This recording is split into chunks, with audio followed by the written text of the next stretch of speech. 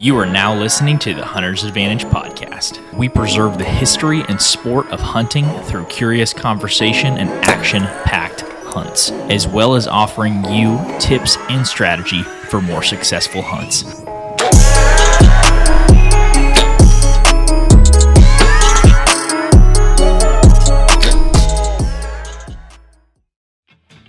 The Hunter's Advantage podcast is powered by Out on a Limb Manufacturing. Out on a Limb is a family-owned company based right here in Oklahoma that makes tree stands, saddle platforms, climbing sticks, and so much more. Christian, I have a quick question. What's that? What bites down harder, a hippo or an alligator? No idea. It's a trick question. The Ridge Runner 2.0 bites harder than both of them. But all jokes aside, we use these products all across the land on public or private. These help us get into any tree we want and hunt where the deer actually are. Most men go to the grocery store for their meat, but these products help you go to God's grocery store. I have used the Out on a Limb Ridge Runner 2.0 and the Shakar sticks for the last few years hunting public land bucks, and I've actually shot several bucks out of this setup. If you want to support the podcast and get some Out on a Limb equipment, make sure to go to outonalimbmfg.com and use code HNTA10 for 10% off at checkout. Once again, if you want to support the podcast, go to outonalimbmfg.com and use code HNTA10 at checkout for 10% off. Now let's get back to the podcast. Hey everybody, welcome back to the Hunter's Advantage podcast.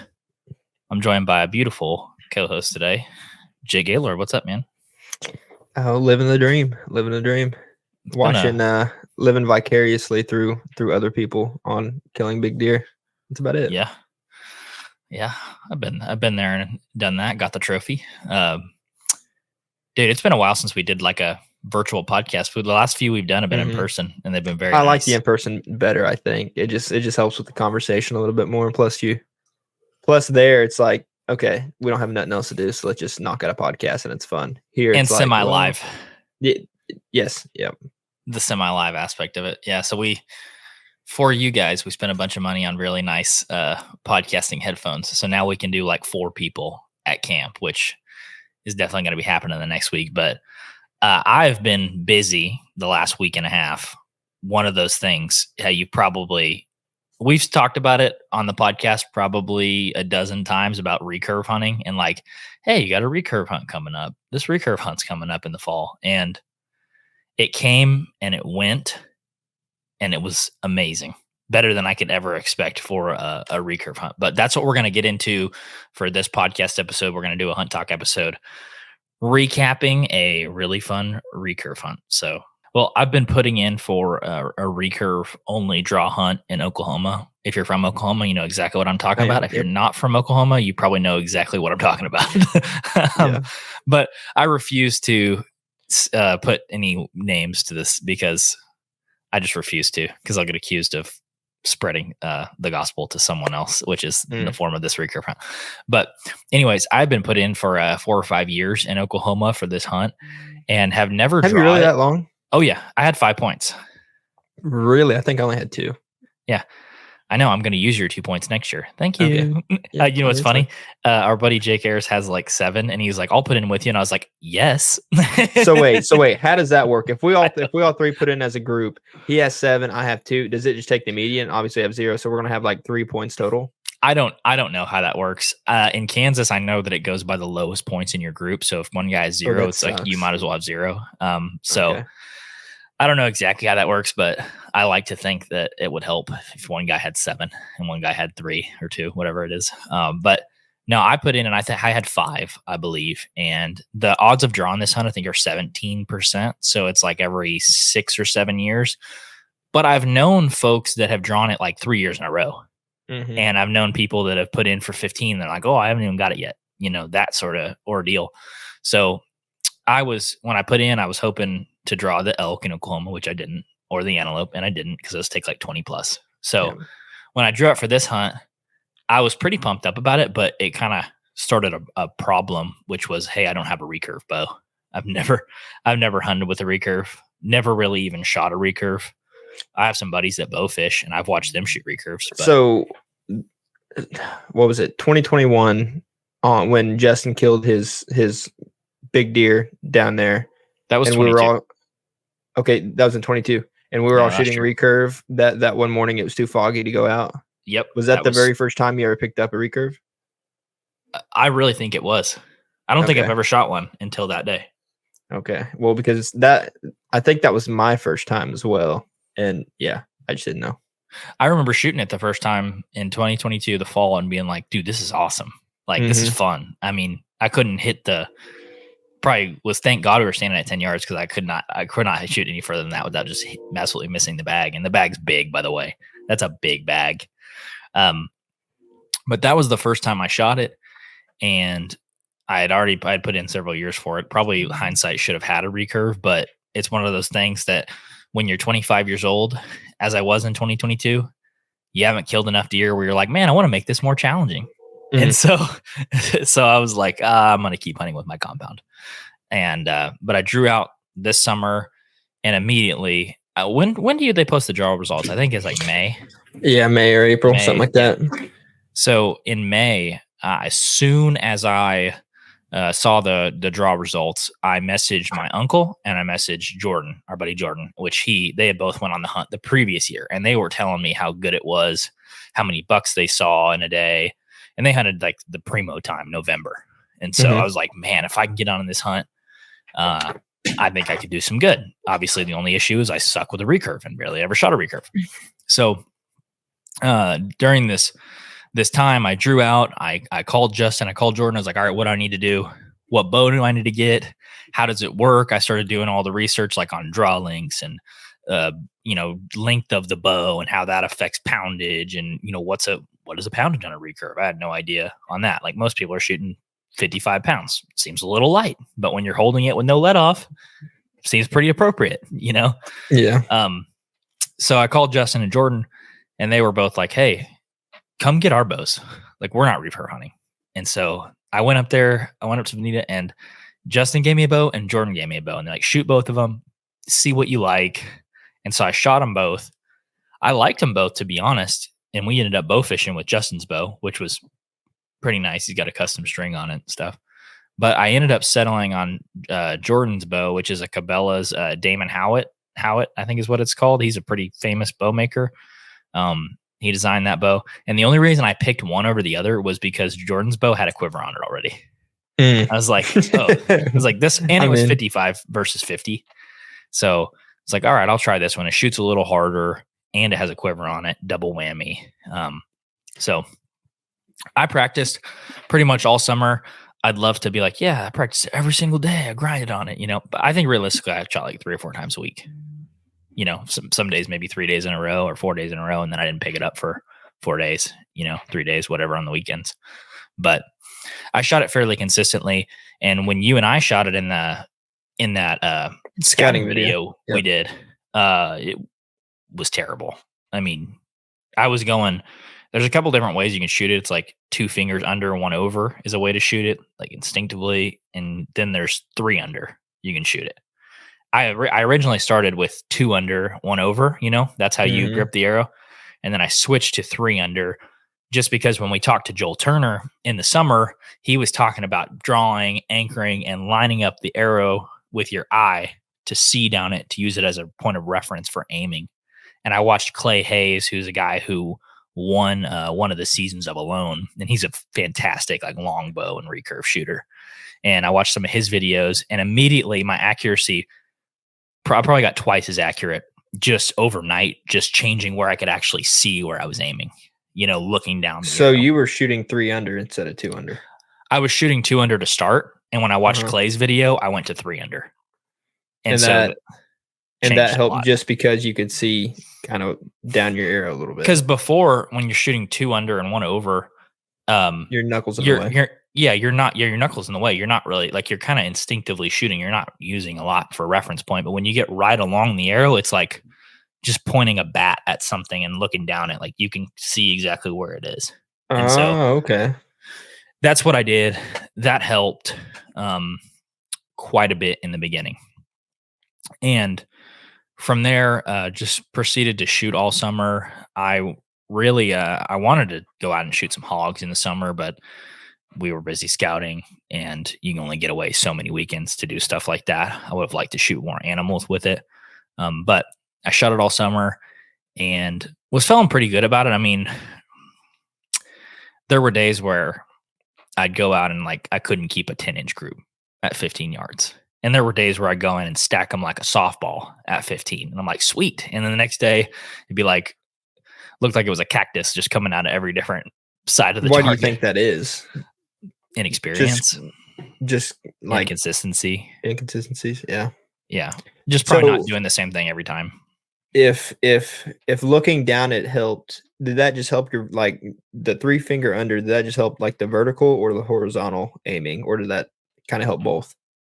I think it helped both. I think it just helps you kind of square up. Like, when you're looking down the string of a compound, you're square. You're right on left and right, and you're right on up and down. You're kind of just right in the middle where you need to be.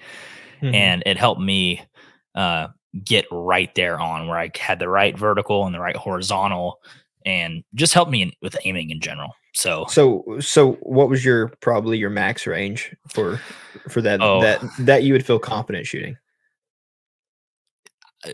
Dude, like confident, like, oh, I got him. Probably 15. Like 20 is like, oh, I got a shot. 25 is, Lord help me. This is a prayer. So just kind of put it into perspective. If I can remember right, you're shooting like a heavier arrow setup. And so with that being said, like if any listeners have any experience with shooting a heavier arrow setup, your pin gaps would be bigger on a compound. So from 20 to 30, your pin gaps would be bigger if, on a 585 grain arrow rather than like a 485. You get what I'm trying to say? So like bringing that to a recurve, I don't know your exact arrow setup on that, but I do know it was heavy. So how much of a difference was it from, let's say 10 to maybe 20? So like, how did you kind of focus your aiming on that? Like trying to keep that in mind? Yeah, this is where it got really complicated to me because when you're shooting a compound, you aim, let's say a deer is at 20, you might not aim low at 20. You're like, I can be right on the odds of him ducking. It's pretty low. You get out to 35, 40, you're like, all right, he's going to duck. How much? That's the question. Right. So at 15, I was basically dead on. At 20, I'd have to aim 4 or 5 inches higher. At 25, I'm like a foot higher.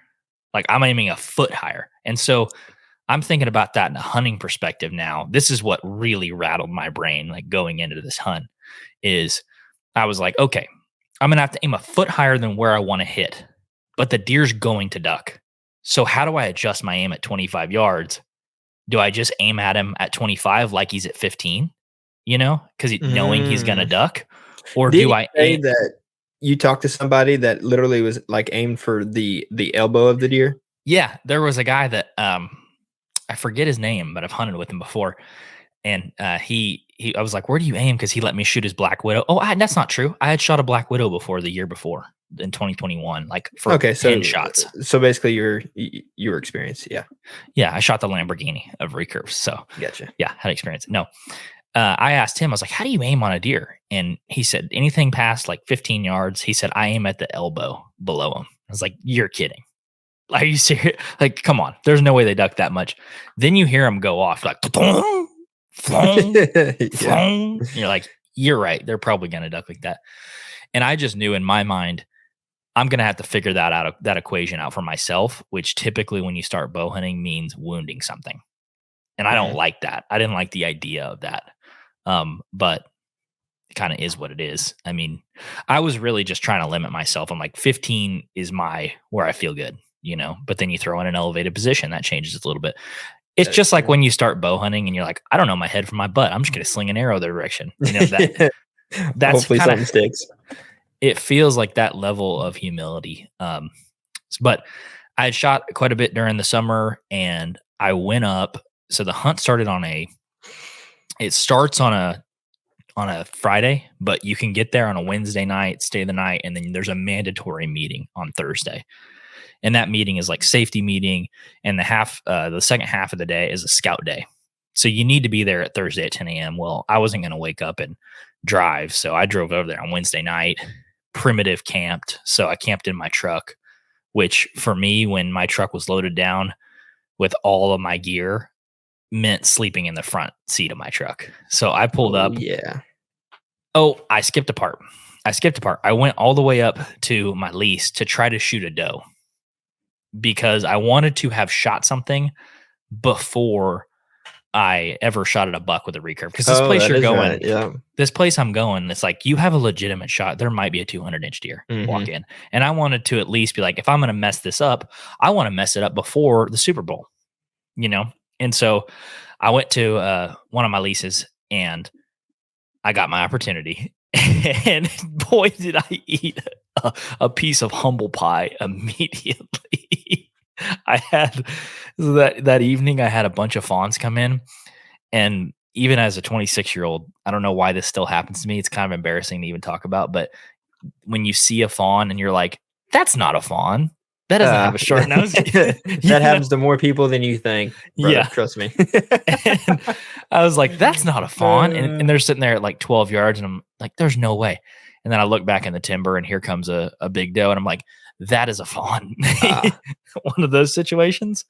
Well, I let a doe go by and two fawns, and then there's a spike around me. And then a solo doe comes in. And she comes in and the spike runs her off. And as she's walking away, I draw back on her on my recurve. You remember when you asked me the question after I shot that doe, you said, did you draw back all the way? You know, mhm. the answer was no. No, I didn't. I After just knew. fixing my shot, after that, the answer was no. I didn't.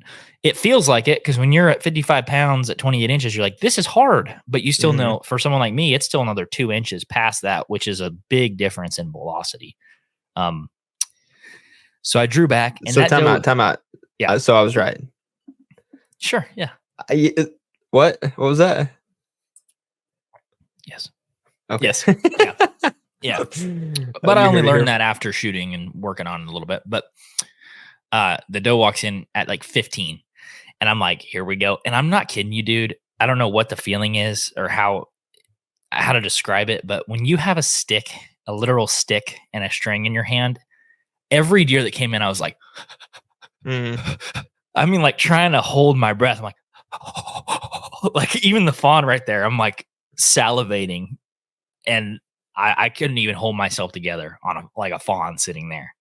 And this doe's at 15. I'm like, here we go.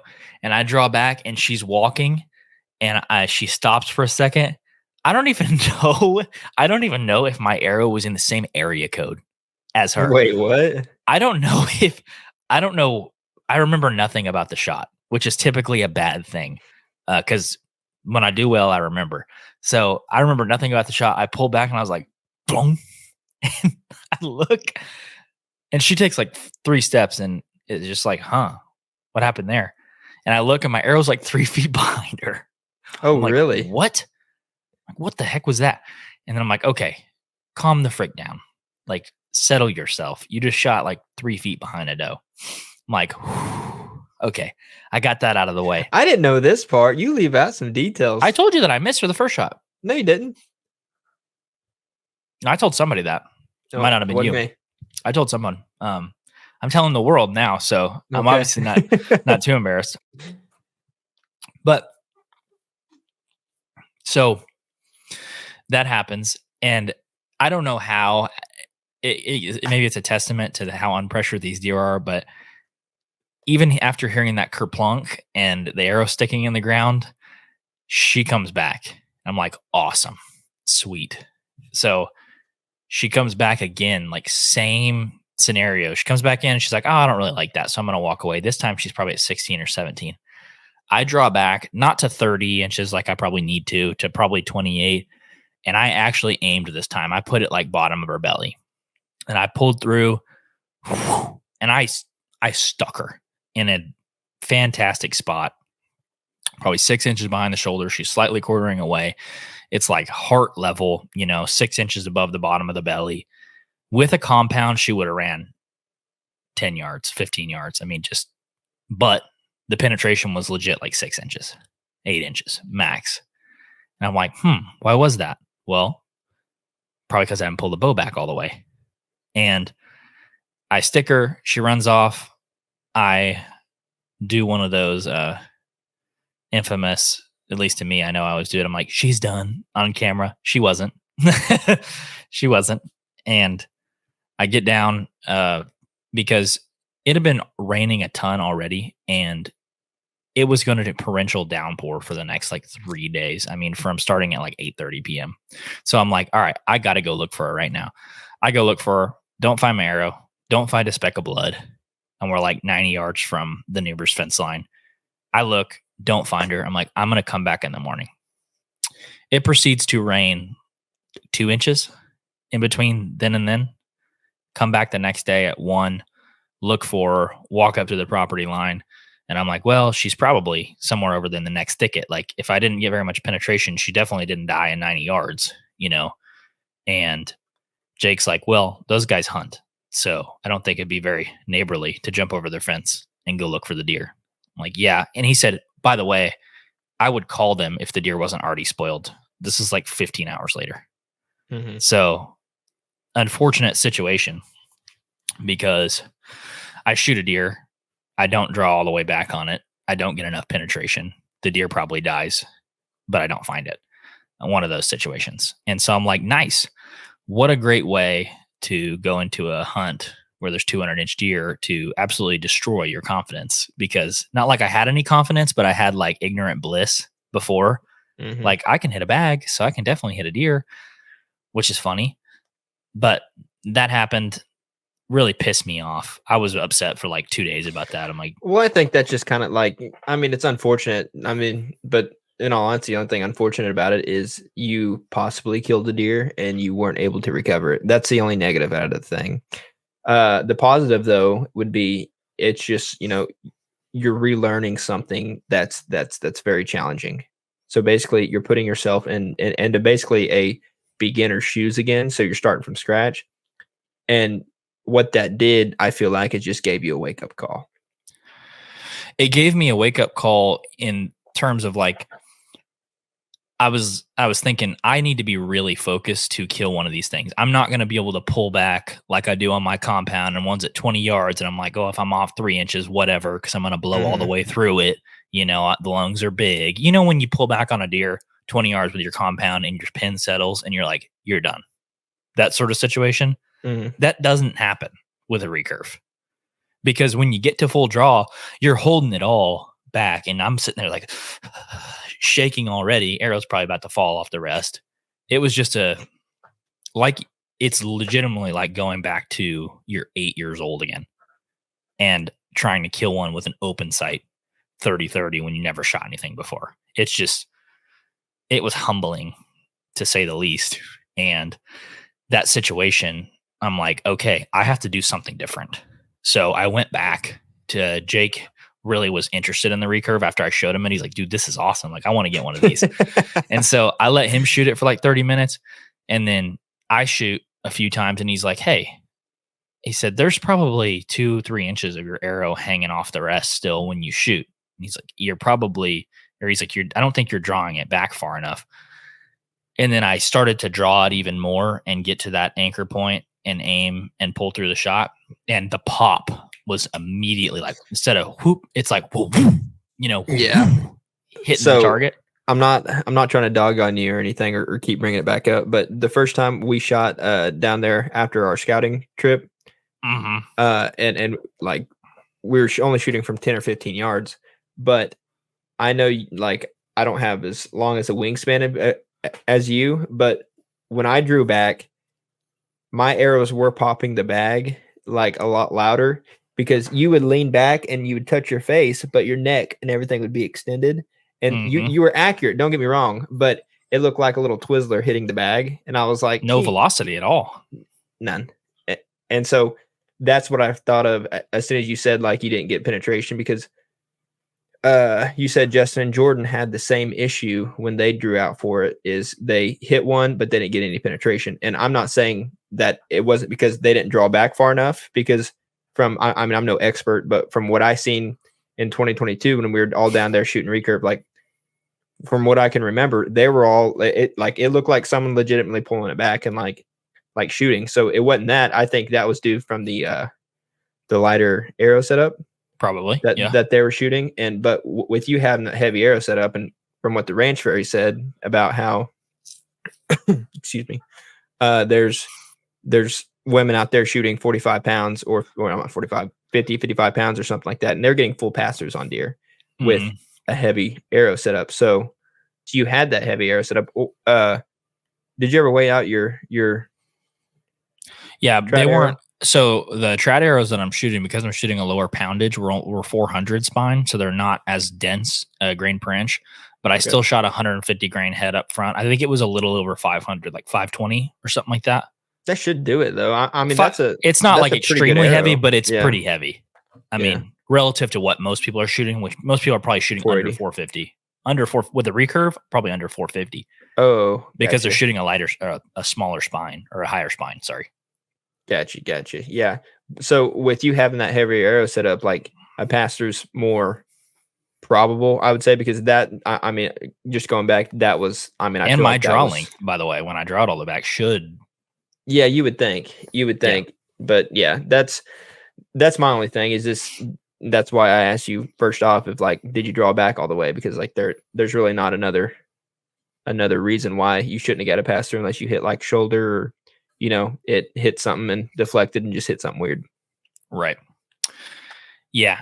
Jake watched me and was like telling me, like, hey, you got it back that time. And I could feel it. Like, I'm not kidding. When you get it all the way back at 30 plus inches, you're like, dude, I am rowing the weight of the sun. It feels like you were like, those last 2 inches.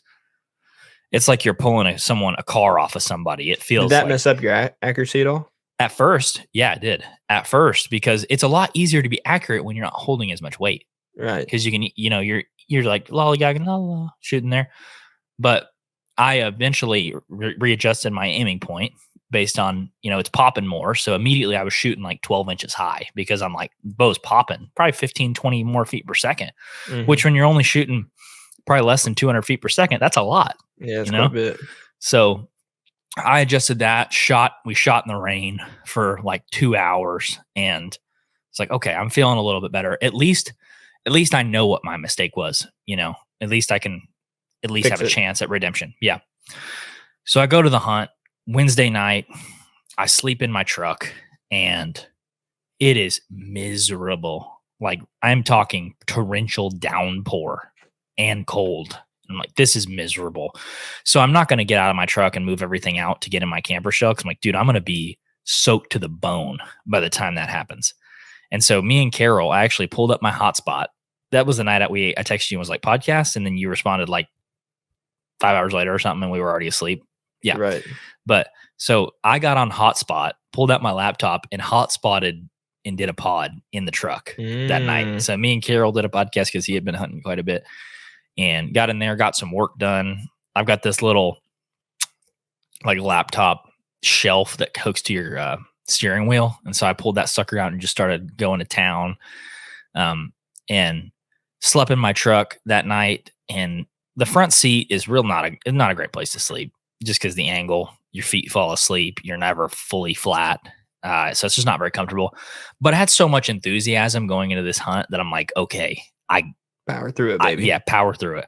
Woke up that next morning and it's like the Red Sea is parted with people, dude. Like 250 people there. And everyone has, you know how it is when you first start a hunt. You go in with like, dude, like sky high enthusiasm. You're like, nothing can kill my mood. Like I'm going after a buck. Like this is going to be awesome. Everybody's sitting around telling stories like, oh yeah, I shot a big one in here last year. I didn't find it. I shot at the biggest buck of my life. Just barely missed it. Just all those kind of stuff. And then some people showing bucks they killed and you're looking at all the rocks. So if you shoot a buck that's 125 net or higher, you get to plant a rock in the garden. Like there's like a circle drive and you get to plant it grows rock. into a boulder 10 years later. What? Yeah, exactly. That's how we make granite countertops. Yep. No, but that's like kind of the famous part about it is the rock. When you go, you're like, I want to plant a rock. That's everybody's goal. I want to shoot a Pope and Young with my recurve, which is no small feat. There's 250 people. Not many people are going to do that. So when I put in, I wanted one of the good weekends. Like I only put in for a couple weekends. I think it was the first weekend in November and the last weekend of October. And I drew my second preference. But we went through the meeting. Everybody's talking about what's going to happen, how the hunt's going to go, and it's pretty exciting. Everybody's ready to go. And I'm driving around, I'm parked in the primitive camping. Like there's a bunch of RVs you can rent and stuff there, and people are coming out of their RVs, and we do this meeting and everybody's pumped up. Well, you can scout from 1 to 6, but when you end up getting guided out to your spot, it ends up being more like 2:30 by the time you get out there, because it's the first day and the convoy leader's got to show you where you're going and everything. Well, as we were driving in, dude, there were people with ladder stands like hanging out the back of their truck. And Yeah. we hunt to the like mobilest setup you can with saddles and stuff. So when you go from a saddle to a ladder stand, you're like, that's as mobile as it gets, besides maybe a one sticker, to like as immobile as it gets to a tree stand. Yeah. And there's a lot of those like hanging out the back of the truck. The first thing I'm thinking is, dude, good luck. Good luck with that sucker. That's an understatement. They're going to need more of a miracle. And the only reason I say that is because like I hunt some private, close to my house, and I've tried to just reposition, just not even a buddy stand, just one of those single ladder stands. I've tried to like reposition it to like a tree, maybe 30 yards away, just to get like a better view, if it's rifle season or if it's bow season or whatever. And doing one of those by yourself is dang near impossible if you have to try to drag it through some like, especially if it's like pretty thick in there and it like will catch on a limb when you're trying to lean it up and all that. Like that'd be tough. That'd make something fun, into something complicated real quick. Well, and you're going out in groups of 2, 3, or 4. That's how they are. So you're going to have someone with you, but that doesn't mean you're going to have someone to help you put it up. And when I say this place is the thickest place I've ever seen, it is the thickest place I've ever seen, with briars and understory and brush. And I'm just like, dude, good. I'm not that I don't want anyone to have like success. I want you to go out and put a wet ladder stand and smoke a giant. That'd be awesome. But I'm immediately like, man, that's going to stink. And so I teamed up with two older fellas. And they were super nice guys. Steve and Danny were their name. And I got in the truck with them, and they you have to pin on a map where you want to go, because there's 3 different hunt areas. And so I walk up to Steve and Danny, because Wyatt Spear, he finds them because he's camping next to him. And I told him, look out for some people, because I need a buddy to go with. I need people to ride with. And I walk up he introduces me to Steve and Danny, and they're like, where are you going? And I'm like, well, where are you guys going? Because nobody wants to give up their spot, and they're like, well, you're wait, how is this place set up? I thought you got like, you have to go here, you have to go here, you have to go here. Is it? You do, but you get to pick. You get to pick where you go, and where you put a pin on a map is where you stay. So there's a 10,000 acre area. You're not segmented. You can literally pick anywhere, but you just got to find people to go hunt that area with. You draw out for the area. So, hey, you're in this 10,000 acre block. Show us where you want to hunt within that 10,000 acre block. Put a pin on the map. So you weren't able to pick that though. Like our group was. As a group, we were. That's how it works. So your group does. And so you have to ride. You have to consolidate. They don't want 100 trucks going in there. So you have to get grouped together. And then your group has to go to one pin. You can walk wherever you want after you pin, but you have to go and park in the exact same spot every single day. Gotcha. And so you want to get with someone that wants to hunt the same area that you do. But there's no guarantee that you are if you didn't draw out together. So there's a little bit of politicking of like, hey, I want to go here. Do you want to go here? And people are like, no, I wanted to go over here. Okay, well, this is so it really is best to put in as a group. As a group, yes. And there's no politicking, and by the way, if you pin, the way they choose the priority of who gets to go out first is groups of 4 pick first. I think I'm going to put in with you. I might just put in with Jake, because our plan was to put in together this year, and then I just get a random text saying, hey, I put in for these dates. Good luck. And I think it was only because I had 2 preference points to your 5. That's not why. I got online one day and I just applied. Lies. Well, anyways, that's the truth. But anyways, so the people that have 4 as a group get to pin first, because they want people to go get together, less trucks. So we were a group of 3. So we pinned like 10th. And I'll give him a shout out. My buddy Blake Ramsey, or my new buddy Blake Ramsey, had given me some intel. I'm like, hey, I had hunted these areas. This is what I saw. This is what happened. And he had kind of given me a theme, which lined up to what Justin and Jordan had told me last year. And so I'm like, he saw it last weekend. He hunted the same general area that I hunt, that I'm planning on hunting. Let's do this. Well, I look on the map and there is 3 trucks parked within 50 yards of where Blake has like given me like a spot to start. And I'm like, well, that's not going to work because each one of those trucks has 4 people in it. So there's 12 people within 50 yards of where I want to go. And so Steve and what did I say his name was? Danny. Yeah, Steve and Danny. They're like, well, we wanted to go 1,000 yards to the north. And I'm like, no problem. Like, I'm not gonna marry myself to a spot. There's big deer everywhere, whatever. So we go up there and I ended up going north instead of south. Well, on the scout day, I put all my stuff on my back. I brought my saddle, I brought my sticks, I brought my platform because my idea is I'm gonna find a freaking spot, and I'm gonna hang. Well, you get like 5 hours to scout, and I go in there, and immediately the first spot that I look at, I'm like, dude, this is great. I find when you go in, it's basically it's like a mixture of, it's like 50% oak and like 50% cedars. And so there's creek bottoms, and they I bet you it's pretty back up in there, huh? She's oaks pretty. And cedars. Yeah. There's usually these dry creek beds that run all over the place, but since we got a bunch of weather, they were full. And I went up one of these creek systems and I found not little bitty, like and it's a mixture of oaks. It's not just like white oaks. There's red oaks in there too. And they're all dropping, the most acorns I've ever seen. And they're not little bitty acorns. They're like silver dollar size acorns, like acorns you'd pick up and throw at your buddy's head and like would hurt if it hit a knot on, like it would put a knot on his head. And so I'm like, this is a really good spot. Tons of acorns. Give me a second.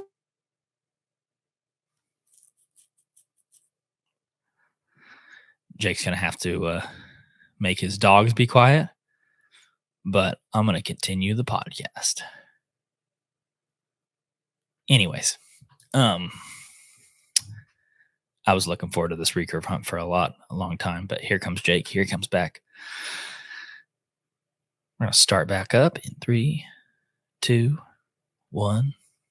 Go. Dogs are going crazy for no reason. Anyways, acorns that you threw, they hurt.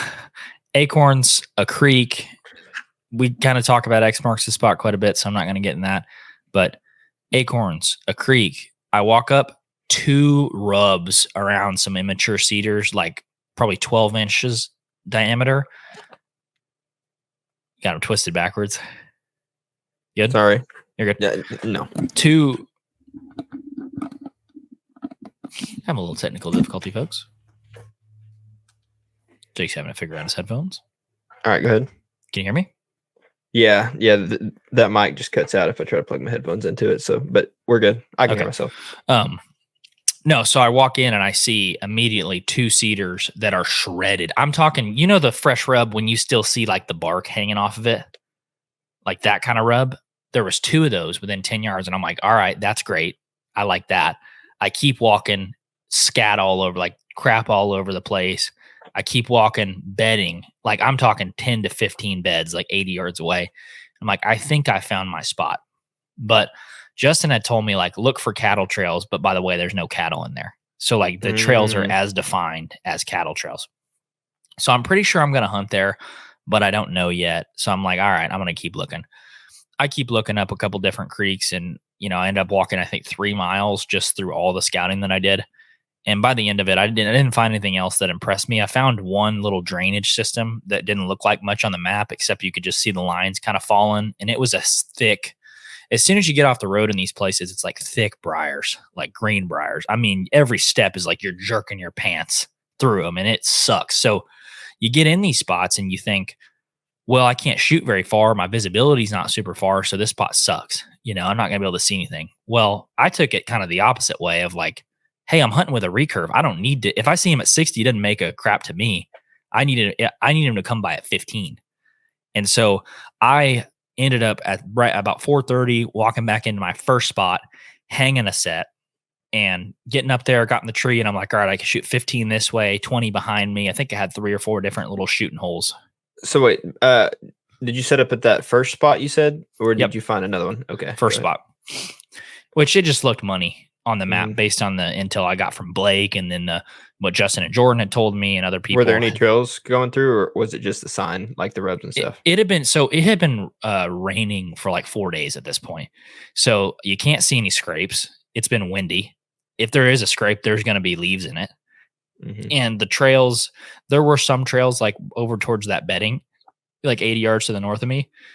But when I see creeks and stuff and the underbrush is not grass, like it was only leaves, I don't pay too much mind to that because you're not going to make a trail in leaves for the most part. And in late October, it's changing every day. Different leaves are falling. So it had everything but trails. And so I'm like, well, I'll try this spot. If I don't see anything in the morning, I'll just move around. And I go back and I talk to Danny and Steve, and they're like, yeah, I found a couple spots. It's just thick as thieves in there. Like, so thick. And I'm like, yeah, me too. Same thing and then I went back and I talked to Wyatt and I talked to Paul and I talked to Jordy Jamerick, and all of them are like, yeah, dude, it's so thick. Like, okay, so that's not abnormal in any way, shape, or form. It's just thick in here in general. So this night I went to I got back to camp, and they got a big fire pit and all this stuff going, and it's fun, and it's still raining a lot, so everybody's kind of pretty quick to go back to their campers and stuff. And I'm like, tonight I'm not sleeping in the freaking front seat of my truck. No way. And so I took all the stuff out, all my coolers, everything, and I air up my air up mattress. And when you've been sleeping in your truck for 2 or 3 days and you're fixing to like get out in the tent and lay flat and you're kind of giddy about it, you're like, oh, it's going to be a hole, like that kind of thing. I'm like, this is awesome. Well, I air up my air mattress the first time and I come back 2 minutes later and I'm like, dude, this thing is not, it's not, No. I was like, this thing is not holding air. And I just thought that I didn't seal it right or something. So I aired it up to the max this time where it like you hit it with your About hand. to pop. And it has feedback. Well, it did that. And I'm like, awesome. I'm giddy because I haven't slept flat in a night. And I jump on it. And I'm instantly like, no. Because I'm tired. It's cold. It's raining. I'm wet. I'm like, gosh, dang it. So it goes all the way flat. I enjoyed about 2 minutes of air before it went all the way flat. And I remember just laying on it. Was there just a hole in it? Yeah, just like a quarter size hole on one of the sides. It's the same classic air up mattress Duct tape. issue. I didn't have any duct tape. Well, gosh dang. Yeah, but it pissed me off. And as it got flat, I felt my back on the metal of my truck bed. And I was like, nice, this is going to be fun. So I laid a blanket down. It didn't help one bit. I woke up the next morning and you wake up at 4:00 or 4:00 or 4:30. I think it's 4:30. And I wake up and I'm like stiff as a board. I'm like, hey, okay. And I get out but like I said, first day of the hunt, I'm running on pure enthusiasm. And I get out of that. I get out of the truck, get dressed. It's still like sprinkling, but it's kind of dewy, like off and on sprinkle, not torrential downpour. And we go up and we get in our convoys, we get in the truck, we load up, and I'm like, dude, this is awesome. You know how you always talk about it on public land where you say, oh, I'm going to a pre-hung set, like nothing can run my mood this morning. I'm in a good mood, that sort of thing.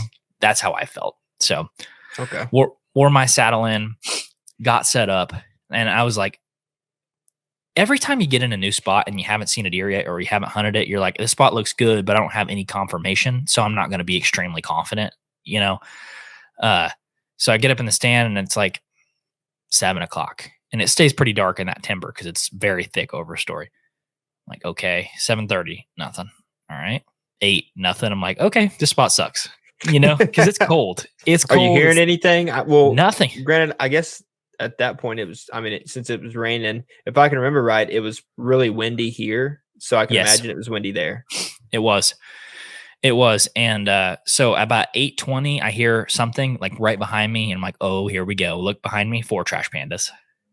I've been using the new Exodus Rival cell camera for the last couple months, and I have found a beautiful mainframe 8-point with tons of stickers to go after this fall. Ooh. One thing I do appreciate about Exodus trail cameras is all of the cameras share the same data plan, so you only pay for what you need. A lot of cell cam companies charge you for HD pictures. I've seen prices of $5 for 50 HD pics. Exodus is going to give you unlimited HD pictures right to your phone, which is awesome when you're sitting there in the middle of the summer and it's 100 degrees and you just want to binge a bunch of trail cam photos. If you're looking for a solid cell camera with great performance and a 5-year no BS warranty, go check them out. So as we all know, hunting gear is something people can make way too complicated. Arrows can be the exact same way. Instead of going down all those rabbit holes, trying to sift through the endless information that's online and you're not really sure if it's right or wrong, Exodus makes it simple to get the right arrow for your exact setup. So go online to the Exodus Arrow Builder. It takes less than a minute. You're going to enter your draw weight, your draw length, and how heavy of a point you're shooting. And it's going to be that simple. Let the guys at Exodus take care of the rest. So if you're interested in Exodus rival cell cameras or a new set of their MMT arrows, just go to ExodusOutdoorGear.com and use code HA15 for 15% off anything on their website. Once again, that is ExodusOutdoorGear.com. Use code HA15 at checkout for 15% off. Now let's get back to the podcast. And they get in the creek and they're like jumping around, splashing. And I'm like, oh, good for you guys. Glad somebody's having a good time. So they started splashing. And I'm like, well, I'll probably give this till 11 o'clock or something and I'll get down. And I was planning on sitting all day, which I had not done up until this point. And at about 8:30, I hear whoosh, whoosh, whoosh, water. At 8:30? 8:30, like 10 minutes after the trash pandas walk off. I hear splashing in the water. And I'm like, that's not a trash panda. That's a big animal. And I turn around and I grab my recurve at first and I turn around. I'm hunting in a tree that has a V in it. Like, you know, V tree that I always talk about in the community center. This is literally V tree. It goes 12 foot up and then it V's. Oh, that's nice. So I've got my bridge on one side and my lineman's belt on the other, or my tether on one side, my lineman's belt on the other. And I'm double hooked up to this tree. Because really? If you just hook up to one, you slide around the tree. So you need 2 points of contact on these V trees. So that's what I did. Grab my bow. And so I'm looking in this V of the tree and I don't know where these deer are going to come from. Like if they're going to go left, if they're going to go across the creek the other way. So they come up and it's 2 does. And in the V of the tree, they walk right underneath me and they are at 5 yards. And I'm like, oh my goodness. Because if you shoot a doe on this hunt, you get to come back the same weekend the next year. It's called a quality pass. So it's an incentive because they want doe shot. And I'm like, this is my pass. Like I can punch my ticket here next year. And it takes, like I said, 5, 6, 7, 8 points to draw out. So it's a real incentive to shoot a doe. And so I'm like, everyone has told me never pass a doe here because you get to come back. And so in my mind, I'm thinking, who gives a frick if I don't get to come back? If I get to come back, if I'm here right now, like I'm here now, I should hunt right now and not be worried about that. I'll shoot one if the opportunity presents itself. Well, they're sitting there at 5 yards and I hear another splish. They're out of the creek at this point. I hear shoo, shoo, shoo. And I'm like, hell no. I ain't shooting a doe. I was like, hell no. So they walk by and one is about to walk behind a cedar and it's my last chance. She's at 7 yards. And I'm like, no, that could be a 200 behind her. And he pops out at like 40 and it's like an 85 incher. And I'm like, piss. Like that was my quality pass right there. And I let 2 of them go. And I texted Justin. I was like, had 2 does and a dink at 40. It came in at 40 does under my stand. He said, don't be passing does. And I said, wasn't going to shoot one if a 200 incher was behind her. And he said, yeah, good point. And so I let them go. And I regretted not shooting them, whatever. So it's about how different is it on the setup? Like you only have your stick and string because a normal hunt. So just to go through a normal setup process for like, let's say one of our other public land, recreation or something, what all do you have in your bag going into something like that versus where like what you're hunting now? Well, what's awesome about this hunt is I felt so mobile because didn't have my camera, no GoPro, no camera arm, none of that crap. My bag's so light, which puts me in such a good mood. And then I have my bow, which with my quiver on the bow. So the quiver stays on the bow at all times. It's wrapped around the bow. And then I brought an extra quiver because I've heard of people shooting 5 times, having to get down, get more arrows to shoot at more deer. So I brought 4 arrows in my quiver and then I brought an additional 10 or 7 or 8. And I put those in my bag. And so, and every one of them had a broadhead on it. I didn't know how it was going to go. Yeah. And you can shoot pigs, you can shoot a doe, you can shoot a buck. If you shoot a buck over 115 inches gross, you get another buck tag. So I'm like, I have no idea what's going to happen. I could have a heyday in here and shoot 5 times in one hunt. So I'm like, screw that. I'm going to have arrows. Well, I saw where that bucket came and he was 40 yards away. And I told myself, I'm like, I don't care if the does came up the creek. I want to shoot. I'm here to shoot a buck. I'm going to switch my stand to where the buck was, because I saw how he did. And so it's about 11:05. I put one of my AirPods in because I'm going to get down and tear my set down. That's was my plan. So I put an AirPod in because I'm going to go walk out, use the restroom, and then come back in and tear my set down.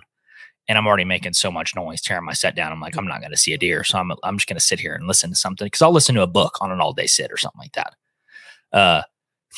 Well, I'm listening to Wired to Hunt and I hear, splash and sprint at me. And I'm like, what the frick is that? And when one's sprinting in at you, you're not really worried about movement at that point. You're like, this and you're still in your tree at this point? I'm still in my tree. This is like 11:05. I haven't got down yet. And I hear all that. And I look down and I'm like, oh my God, that's a 130-inch buck. And he's at the base of my tree. He's sprinting. So he came where the does came from and not. So the does came from the northwest. He came the northeast. He came basically directly from the east through the woods. Never heard him till he was 20 yards away. And he sprints in. And within 3 seconds of hearing it, he's at the base of my tree. And I'm like, oh crap. He you know how they extend their neck in like a full sneak? He full sneaks and smells the base of my tree. And he's like, he doesn't look up. He just, when they bounce and they jump and they're like, I don't know what that was, but that's not a deer. That's not anything normal. He bounces and jumps. And at this moment, I'm like, shooter. That's a shooter because I know he's at least 115 and there's a chance he's 125 net. I thought he was like 130s. I'm like, holy crap. He runs out. This all happened in 15 seconds. He runs out to about 15 yards and he starts to slow walk. There's a hole in a cedar, maybe 12 inches by 12 inches, like that. And he's at 17, 18 yards after I stepped it off.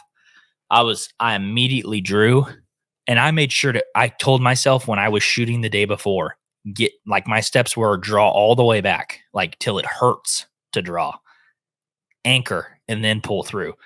So I drew all the way back, like till it hurt. And I'm like, I'm holding the weight of the world back right now. It's so heavy. Cause at that point it's like 60 something pounds at 30 inches. And I pulled it down, canned it on him. And I put it basically at the bottom of his belly and I pulled through and it broke. And I heard it, whoa, whack, hit something. And I'm like, what was that? Did I hit a cedar limb? Did I hit him in the shoulder? What happened? Did I hit him in the leg?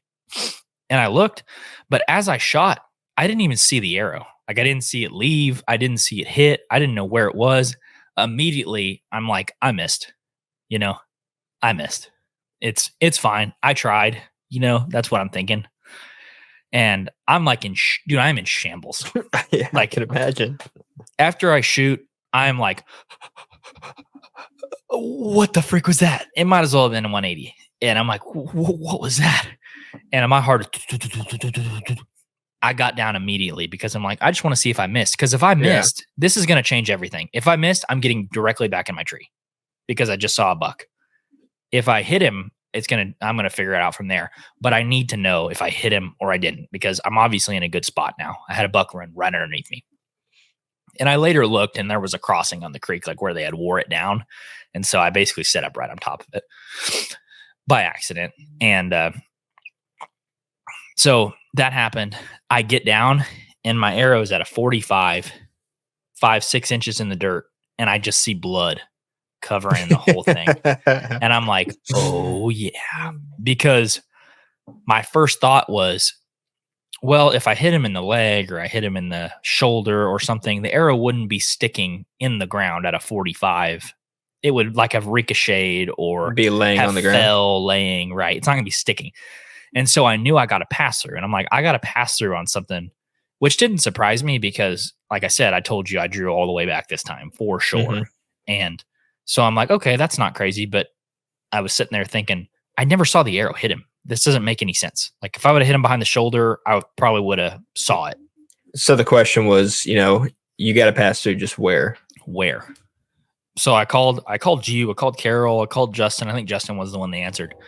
And I was like, well, there's blood on it. Like it looks good blood, it looks like artery, like heart blood, but I don't know where. That would boost my confidence like by a long shot if you got to pass through, there's good blood and there wasn't any like bile or guts or anything on it.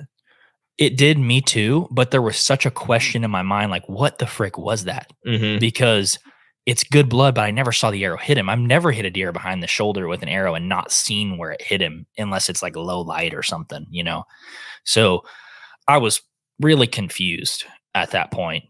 And I called y'all and Justin answered and I was like, do you think I hit something good? And he was like, yeah, if like you got really good blood, a pass through sticking in the ground, and you didn't hit him in the guts. He's like, you hit something good.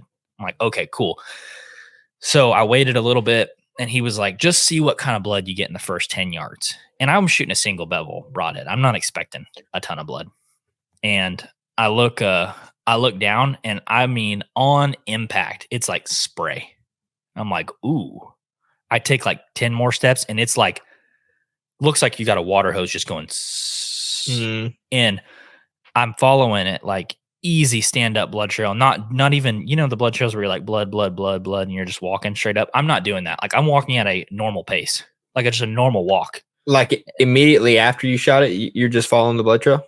I went back and waited a little bit because I called you, called Carol, called Justin. I had several conversations and I was asking Justin what I need to do. Do I need to call the people that are running the hunt? Like, do I need to notify them when I shoot a deer?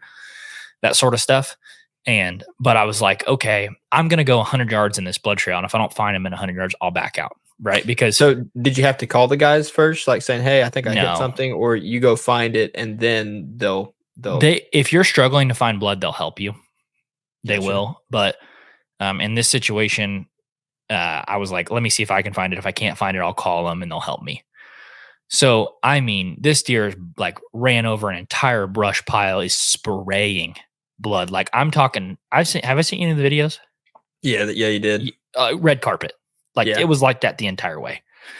And I'm like, man, I got something good. And about 60, 70 yards in the blood trail, I immediately thought about that buck you found a few weeks ago. I immediately thought about that scenario, about how I shot the deer. 2-3 hours later, we walk up on him fully alive and he ends up dying, but we didn't find him because it jumped him. I immediately thought about that. And I was like, dude, this blood trail's too good not to like it. This deer is losing way too much blood to not continue on this trail. And so I keep walking and I'm 15 yards from stopping. I'm like, I told myself if he gets across this road, there was like a road that came up down the edge of the woods where people would pull in. I said, if he makes it past this road, I'm stopping. I'm backing out. And I'm probably 30 yards from that road. And I look up and I just see the antlers in a briar bush. And he has very good tine length. Like it is 10.5-inch G2s, 8+ on the 3s, 4-inch eye guards. Just put it in perspective, he's a mainframe 8 and he scored 127 gross. 125 net. Which is a good 8. Yeah, that's a very good 8. Yeah. And so, but when I see him, he looks like a deer that's bedded. When they're bedded and they have kind of their legs tucked and their head up. He looks like that, but he looks like he's in a full sneak and his head is laying like he's sleeping. And I'm confused because I'm like, this deer is alive. Like his head it's not laying to the side, when you find them and they're usually like that. His head is straight up. And I'm like, he's alive. So I'm taking like one step every 3 seconds and I got another arrow in and I get like 15 yards to the left of him. And I look and I see those eyes closed and I'm like, that ain't fooling me.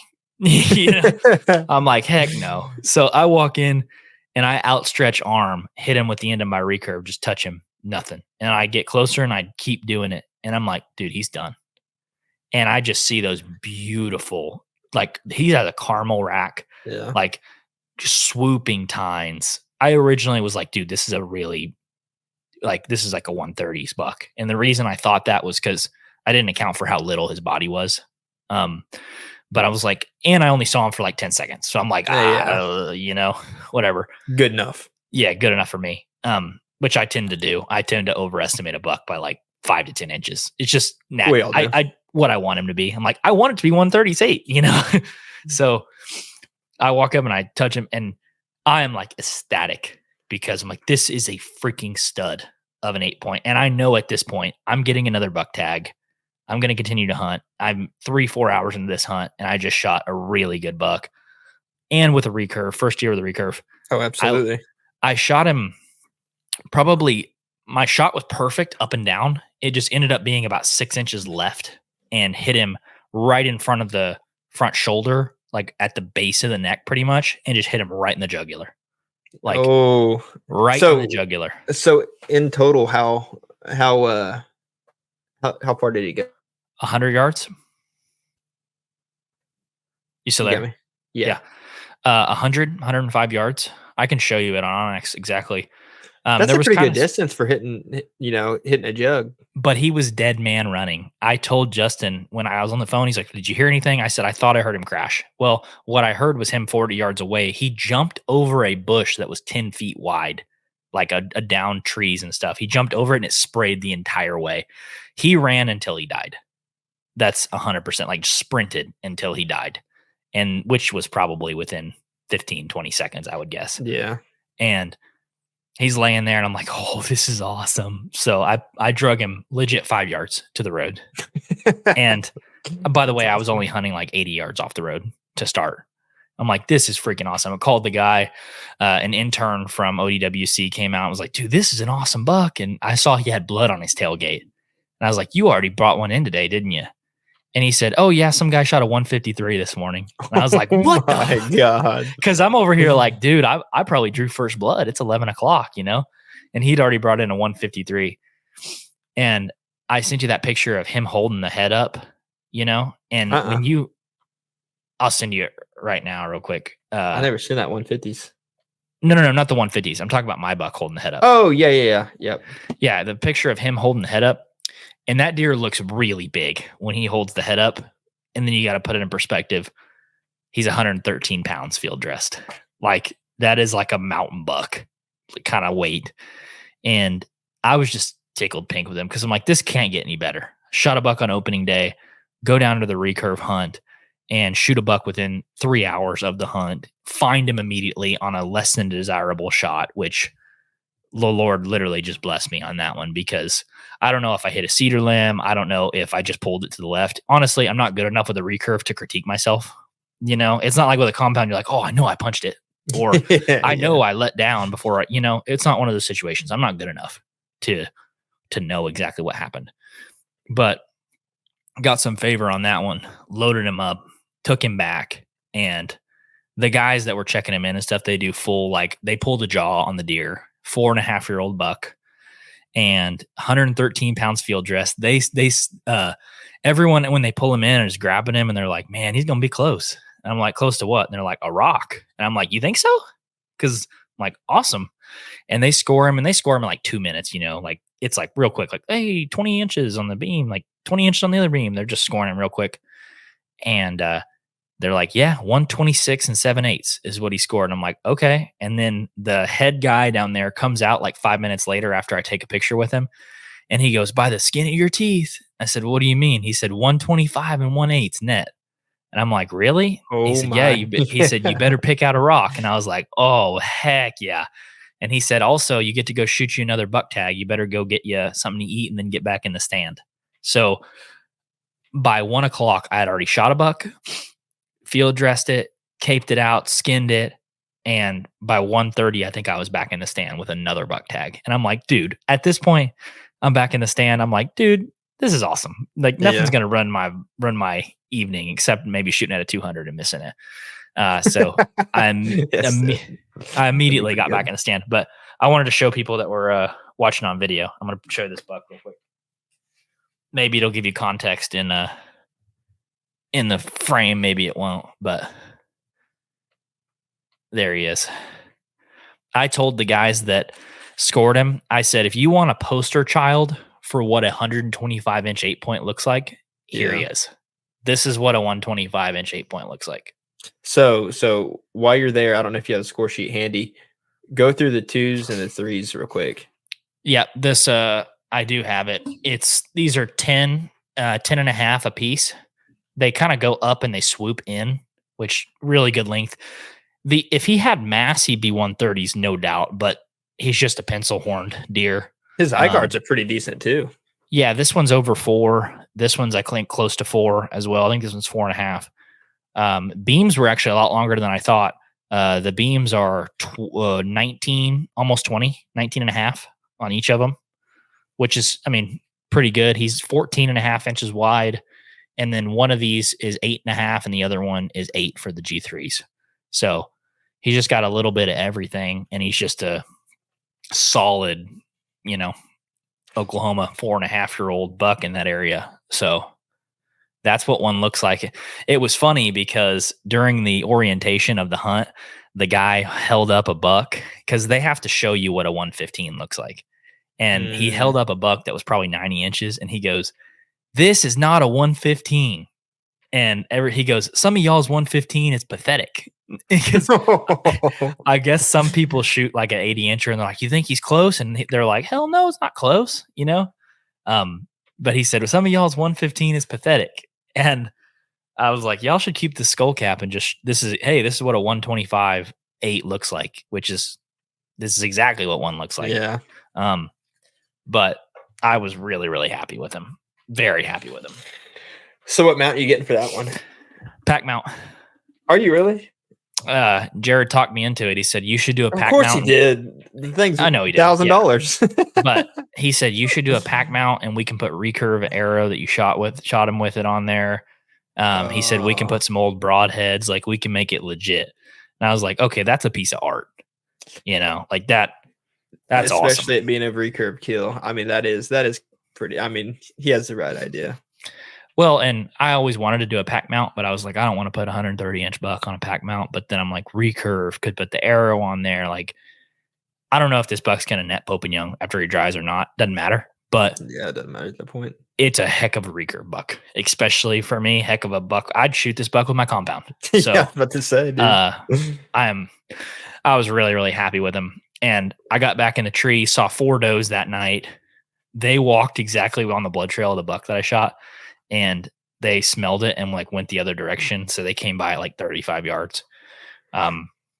Next morning, I went and got a memory. So hold on, going back to those does. So after already punching a tag, and then you have one in your pocket, it's like, okay, now if a doe walks by, I'm definitely shooting it regardless. Absolutely. So were you not going to like at 35? At 35, maybe they were through a Christmas tree size cedar. Mm-hmm. Which is crazy because even in those cedars that thick, like you could see them like trying to look through the branches, and I'm like, oh, you greedy sucker! Like they're looking for, they've been, and they get hunted every weekend, so it's like they've been there, got done that, so they stayed out of range wisely, and so I went to Walmart that night and got a memory foam mattress pad, like a 4-inch thick one, put that in the bed of my truck, slept like an absolute baby that night, and woke up the next morning to just piss pouring rain, and packed my rain gear, packed my Fanatic stuff, and I was ready for an all-day sit. I went to the same exact tree because in my mind, I'm like, I've seen 8 deer the first day. Why would I move? And didn't see a single deer all day, sat all day from 6 a.m. to 7:15 p.m. So a 13+ hour sit, didn't see a single deer. I saw one armadillo. Do you think that was because of the weather, or do you think that was because you kind of already ransacked the place? I don't know. Probably a combination of both, but people shot good bucks that day. I mean, there were several good bucks killed that day. Over the course of the whole weekend, there were 250 people, and there were 5 Pope and Youngs shot. So I did the math. It's a 2% chance to shoot a Pope and Young. There was a 156 killed, a 153, a 132, and then mine was 125. I think mine was the smallest, obviously 125, 1/8. But 5 Pope and Youngs killed all weekend, and people killed them on that day too. So it was probably a combination of a few things. Probably me being in there, had been at that point, I'd been in there 4 or 5 times between the scouting and the hunting and dragging a buck out and all that stuff. So that evening, I stayed in the woods a lot longer than I should have because I had to pull all my stuff. And I pulled all my stuff and I'm like, hey, I'm going to go check out one of these spots that Blake had sent me in general area where Blake had sent me. Because it felt good to go into an area that I'd never been in before, just off of some general intel on the kind of spots to look for, and then hang and hunt in a tree, shoot one with a recurve. I felt really, really good about picking my own spot, doing that stuff. Like, it wasn't public land, but it felt like what we do on public land. Mm-hmm. That's what it felt like. And so I wanted to do that again. So I went to a different spot to the south this next day, Sunday morning, and immediately saw a doe like 70 yards away. I'm like, oh, sweet. And then I had 4 more does come up down the road by me. And I was putting my recurve on one of those little J hooks, little plastic ones, because the recurve only weighs like 2 pounds. So you can easily hang it on there. You don't need a bow hanger. And I was trying to get it off the J hook and it kept like sticking. And so I like popped it up real quick. And I mean, within a quarter of a second, one of them was like, and they From were like 70 yards. No. These ones came in to like 30, 35. Oh, I gotcha. But they were looking. They were on edge. Every deer was on edge. They knew. And so they ran off. I was like, frick, there was my quality pass. And then I kid you not, 5 minutes later, I look behind me, a buck bigger than the one I shot at like 40. I'm like, oh no. And he's going the other way. And I see a doe. He's walking behind a doe at 40. Pull out my grunt tube, hit him a few times. Nothing, because we're still late October. Like, there's a good movement happening, but there's not any red activity. There's not any like, wanting to throw down yet. So those deer work off. Brother. Yeah. Come get you some, little boy. But those deer work off. And then I see another group of 2 does cross down in this little part of the creek where 3 creeks come together. And then I see another doe in the grass on the other side where that buck was. And so it's 11:30 at this time. You have to be out of this hunt by noon. It doesn't matter if you're on blood of a 300-inch buck or you're chasing a booner. It doesn't matter what. You have to be gone by noon, out of the place. So it's 11:30. And I'm like, I've already shot a buck in here, Pope and Young. I'm going to go down here, Hail Mary. Why not? So I get down on the ground. I pull my stuff, pack it up. I walk down to the intersection of these 3 creeks where I saw those does cross. And at this point, I get to call into like multiple different fingers and stuff. And I'm like, let's try it. So I get in there. I hit a few fawn bleats, like, the little doe in a can sounds. That extinguisher that I have has that setting. And it's like, So you were after it, though. I was after whatever. You call in bucks with that too. Like, called in a lot of bucks with that doe in a can. I just remember that one predator hunting. Yeah, we were coyote hunting and we had that call, and like 4 or 5 does came in like stomping damn near the that little foxtail we had. Yeah, exactly. That's kind of what I was thinking. Similar, not as aggressive to that sound, but that sound happened. And I was down there, and then I hit a few grunts, and then I would wait about 5 minutes and hit another sequence. Well, on my last sequence of grunts, I'm like, all right, I'm going to pack it up. Hit 4 grunts, short little grunts. And I look up, and there's a buck bigger than the one at 5 inches bigger, probably right at 130, coming off the hill. And it is raining on him. It's raining on me too. And he goes, starts slinging that head. He starts slinging that head. And I just see that rat going like that, and dark chocolate horns, and the water just sprays off of him. And it's like a National Geographic kind of like, if they got the picture of him, it would have been like, oh, that is awesome. And I didn't even think about getting my phone out of my pocket because I'm like, I want to experience this. This is awesome. And he shakes the water off him, and he's shaking that head back and forth, like they do. And he comes into like 35-ish. And I'm like, are you on the ground still? Yes, I'm on the ground with my recurve. I am like going back and forth on the left side of the tree and the right side of the tree. And I'm like, oh, dude, I'm on the ground. This dude can't see me. And I hit him with that, and he like throws his head up, and he's like nonchalant about it. He's like, what was that? And he's at this point, he's probably at 30. And he turns completely broadside to walk the other direction, like just parallel to the creek. And I'm like, this is my chance. And I just think about this. I'm like, I had an amazing weekend. I got to shoot a Pope and Young buck. I got to plant a rock. The only way this weekend can get better is if I shoot another buck. That's the only way. But it can get a heck of a lot worse if I shoot this buck.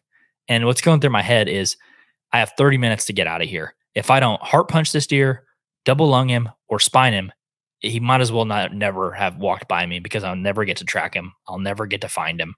I don't get to go in here. And I'm like, is it worth it for a buck 5 inches bigger with my recurve at 30? Half the people I've talked to have said, absolutely, you should have slung it. Half the people I've talked to have like, no, that's the right decision. I think as someone who I've shot enough deer to not be content, but shot enough to where I don't need to. You don't have a trigger finger. No, not that much. If it had been a 170, I'd have been like, well, you got to try, You miss 100% of the shots you don't take. I mean, come on. Yeah. But I was just like, man, that buck is gorgeous. Like somebody else is going to kill him. Like somebody else is going to kill him in a week or two, and it's going to be awesome for someone else. And I was just like, not worth it. So he goes down in this bottom, and he goes about where the 3 creeks connect, and he goes down where those does crossed, and he is in like a drainage. And I like run up to a spot like 10 yards closer to him. And that spot where he crossed, I'm 20 yards away from it now. And I'm like, here we go.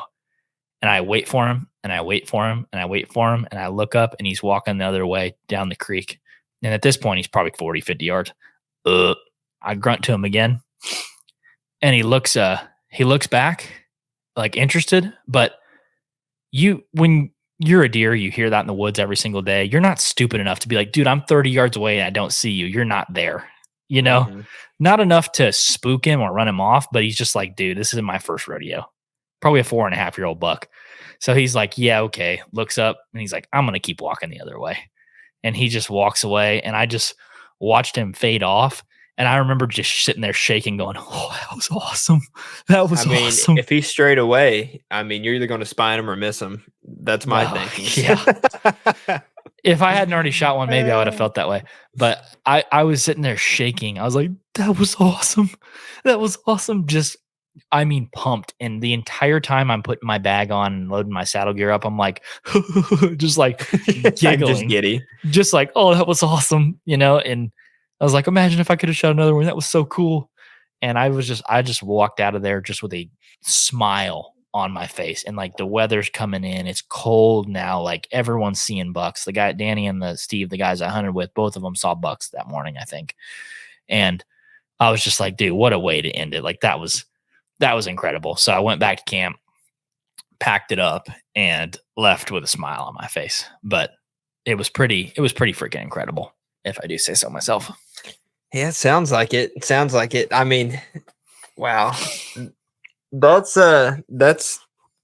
sounds like a really good trip, considering like there's a lot of people that didn't even see a deer. And there's 250 people, and I bet there were 30 deer killed, a lot of them being does, so I was one of the lucky ones, that easily could have happened to somebody else. And it was exciting. So your biggest takeaway from the recurve, what do you think someone going into recurve hunting, let's say they're getting into it this season or they might pick it up next season, what would be, once you actually shot it for a little bit and then you used it in the field, what would be your biggest tip? Aim low. I think that's a perfect tip, not only with compounds, but with recurves. Like you got to aim low. They're probably going to hear you. 2 would be make sure that you're drawing the bow to your full draw length, because every inch matters when you talk about the velocity. Yeah. Every inch matters. It does. But anyways.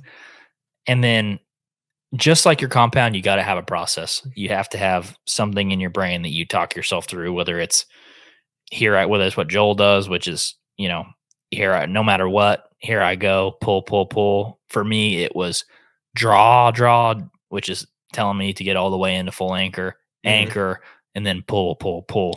Whatever you got to do to instruct yourself through it, because in the heat of the moment, there are so many things. Your brain is telling you, pull back, snap, shoot. He's going to get away.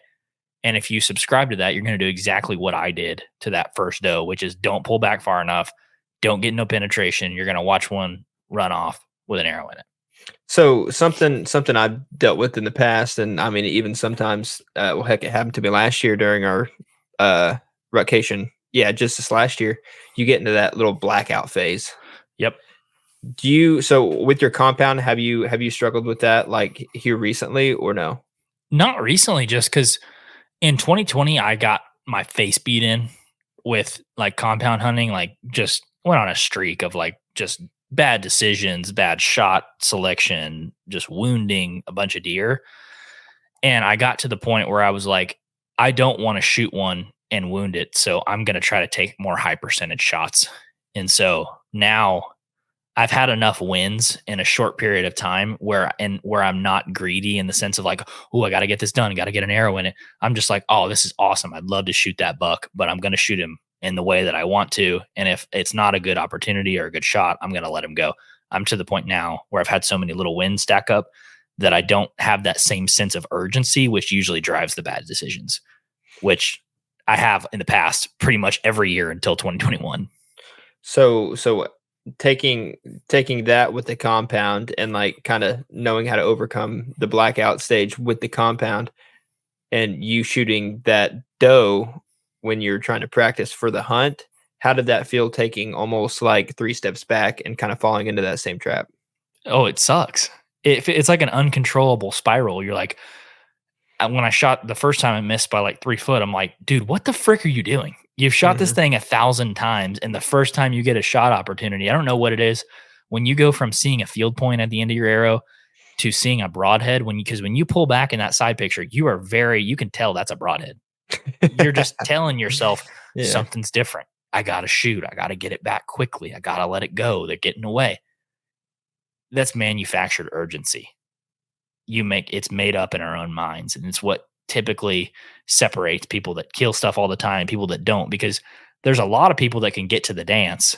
And then just like I did, where I absolutely whiffed and boofed the shot 2 times, not once, twice. I think having those 2 experiences before I shot at a buck is the difference between me killing one and me absolutely doofing. And I still didn't even make a great shot, but I made better shot and pulled the bow back all the way. That's a start. So there's still so much to learn. And I feel like just like with a compound, there is no way around eating crap for a little while. There's no way around it.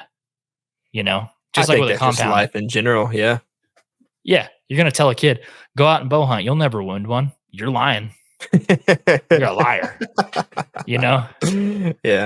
And I hate to say that because it sounds bad when you're talking about a live animal. We do everything we can not to do that, but it's the reality of taking a lesser weapon. And you think about a compound, it's hard to kill one with a compound. Yeah. You are handicapping yourself 3 times as much when you go to a recurve. You're taking away everything that a compound has, the velocity, the speed, the accuracy. You're taking all that and being like, nope, no sight, no stabilizer, no point of reference on aim. You're shooting 10 pounds less in draw weight, and you're making half the amount of energy. When you think about it like that, you're like, damn, the Indians were pretty badass. I mean, when you think about it like that. Yeah. So. Yeah. That is true. Well, dadgum, man, I don't know a better way to wrap up a weekend like that than to just say congrats. I mean, that's thank you. Heck of a buck. Pope and Young planted a rock. So time out before we leave. I kind of got to know what that's like. How does that process work? There's a bunch of rocks sitting by a tree, and when you leave, you say, "Hey, I want to plant my rock." They get a pair of post hole diggers. They throw them to you, and they say, "All right, pick a spot." And they're all in a line. And so I got a little bitty shrubby rock looking. And so the first hit that I went into the ground was a root. And I was like, awesome, perfect. And so I had to chop up a root, and then you plant the rock. I made sure to take a picture of where it was in relation to other stuff, and then right up next to the rock. And what's cool about this place is there's a rock, right? You have your rock. Well, they plant with enough space where you can come plant another one. And there's some people that have 4 rocks in a row. So you can tell when they shoot a buck, they come back the next time, they put another rock next to their rock. and they stack them up. And the That's pretty most that I cool. saw was like 4 rocks in a row. And I was like, you just immediately think that dude's a freaking killer. Yeah. Like that guy's killed 4 Pope and Youngs with a recurve on a draw hunt. Like this guy's a beast. So I hope in the next 50 years I'll have 4 rocks. But if not, I got 1. Yeah. Well, It's very hard to do. good. So, and a lot of luck involved in that stuff. So no, it was really, really fun. And then I don't want to tease it up too bad, but 2 days later the stars aligned again. And you guys have probably seen that one. Some people are shooting for the stars and, taking a stroll around the Milky Way, and some people are stuck on planet Earth here with all the looking like the SpaceX launch liberals, and we're just chilling. Yeah. I understand. There's nothing I can say but blessed. Yeah. Well, cool. If you guys enjoyed the episode, make sure to leave us a rating or review. We love doing these hunt talk episodes. We're going to do a lot more of these, especially since we're headed to deer camp this next week with the rut kicking off. So make sure to leave us a rating and review wherever you listen. If you're watching us on YouTube, thank you guys for getting us to 1,000. We're like at 1,300 and something subs on the podcast channel. Thank you guys. Make sure to subscribe if you're watching on YouTube, and then go sub to our main channel because we're like trying to get to 20K before the end of the year. Cool. Got a new video out that came out a few weeks ago. A few weeks. That was a month ago. Gosh, it is flying. Yeah. But thank you guys for all the support. We really appreciate it. But with that, we'll catch you guys in the next one. Jesus loves you. Bye. Thank you guys so much for checking out the Hunter's Advantage podcast. If you enjoyed the episode, make sure to leave us a rating and review on Apple Podcast, Spotify, YouTube, or wherever you listen to the podcast. Thank you guys so much, and we'll see you in the next episode.